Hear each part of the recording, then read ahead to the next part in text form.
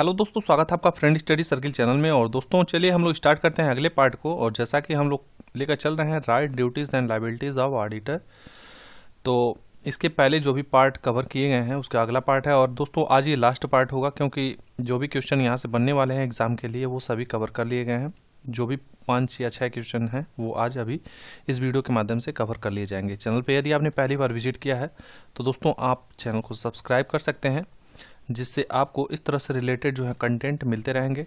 Auditing के लिए यदि आप यूपीपीसीएल असिस्टेंट अकाउंटेंट की तैयारी कर रहे हैं तो ऑडिटिंग के लिए आप यहाँ से जो प्लेलिस्ट बनी है वहाँ से ऑडिटिंग का पूरे क्वेश्चन देख सकते हैं। यहीं से आपको ज़्यादातर लगभग 20 से 25 क्वेश्चन देखने को मिल जाएंगे। ठीक है, कहीं इधर उधर जाने की जरूरत नहीं है, यहीं से आप प्लेलिस्ट में जाकर खोल के देख लीजिए।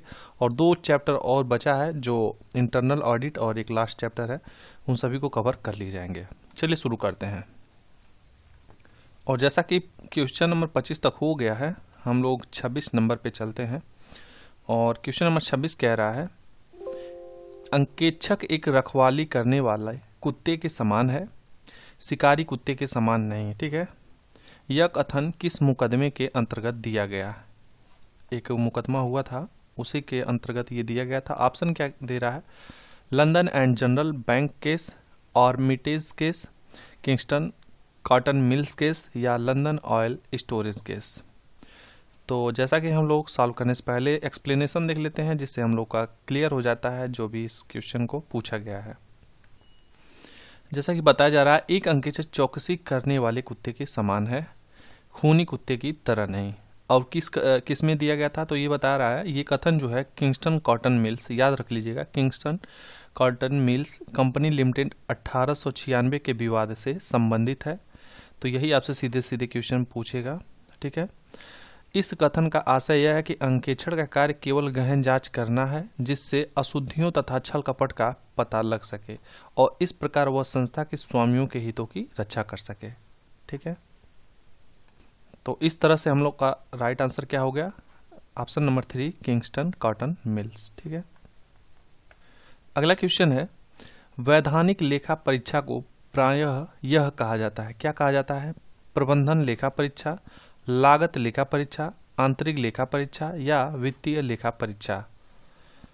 यदि आप एक्सप्लेनेशन इसके पहले वाले पार्ट में जैसा कराया गया था, तो वैधानिक लेखा परीक्षा के बारे में बताया गया था, थोड़ा सा भी याद होगा तो आप आंसर कर सकते हैं। वैसे चलिए हम एक्सप्लेनेशन की बात कर लेते हैं। यहाँ पे कह रहा है, वैधानिक लेखा परीक्षा को वित्तीय लेखा परीक्षा भी कहा जाता है।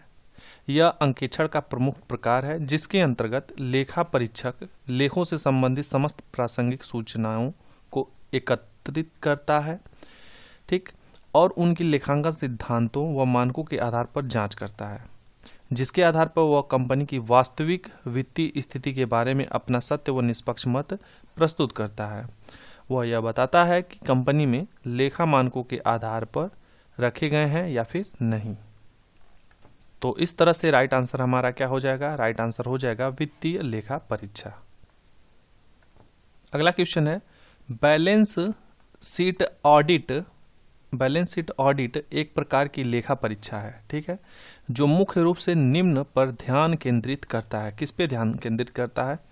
केवल कंपनी के कामकाज, यहाँ पे कुछ नहीं रहेगा, केवल कंपनी के कामकाज और हानि लेखा की शेष राशि, केवल कंपनी का लाभ और नकदी प्रवाह, नकद प्राप्तियों और नकद भुगतान, या फिर बैलेंस शीट जैसे पूंजी भंडार, लाभ और हानि लेखा की शेष राशि।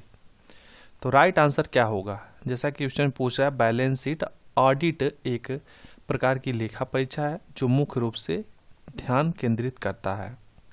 हम लोग एक्सप्लेनेशन देखते हैं।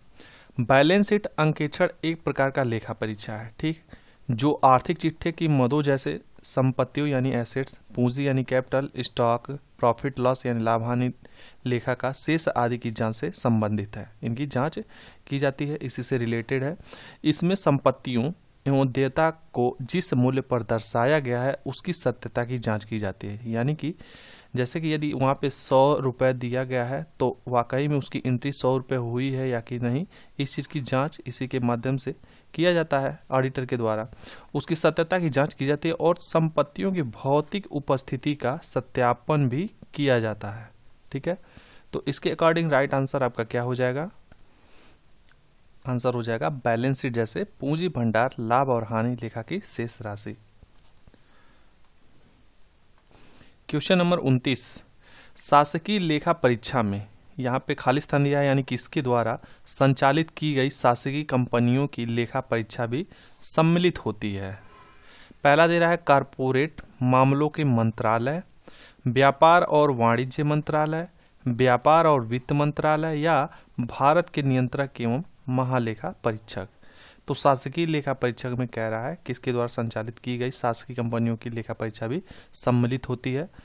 तो जैसा कि हम लोग चलते हैं एक्सप्लेनेशन पे, और यहाँ पे बताया जा रहा है कि शासकीय लेखा परीक्षा में केंद्र सरकार यानी सेंट्रल गवर्नमेंट और स्टेट गवर्नमेंट द्वारा संचालित कंपनियों की लेखा परीक्षा किया जाता है तथा भारत के नियंत्रक एवं महालेखा परीक्षक के द्वारा संचालित की गई शासकीय कंपनियों का भी लेखा परीक्षा में शामिल किया जाता है।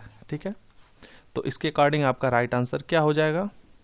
ऑप्शन नंबर डी हो जाएगा राइट आंसर, भारत के नियंत्रक एवं महालेखा परीक्षक के द्वारा।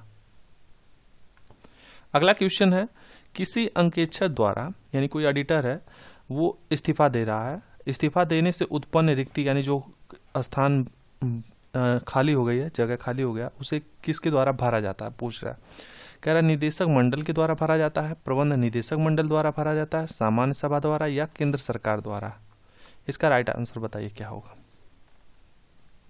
तो जैसा कि एक्सप्लेनेशन देखिए क्या कह रहा है, यहाँ पे कह रहा है किसी अंकेक्षक द्वारा इस्तीफा देने पर नए अंकेक्षक की जो नियुक्ति है, नियुक्ति के लिए निदेशक मंडल की सिफारिश के 3 महीने के अंदर बुलाई गई एक सामान्य बैठक में, यहीं पे आपका आंसर मिल गया, सामान्य बैठक में कंपनी द्वारा लेखा परीक्षकों की नियुक्ति को मंजूरी दी जाती है और वह अगली वार्षिक आम सभा के समापन तक नियुक्त अंकेक्षक पद पर बने रहेंगे।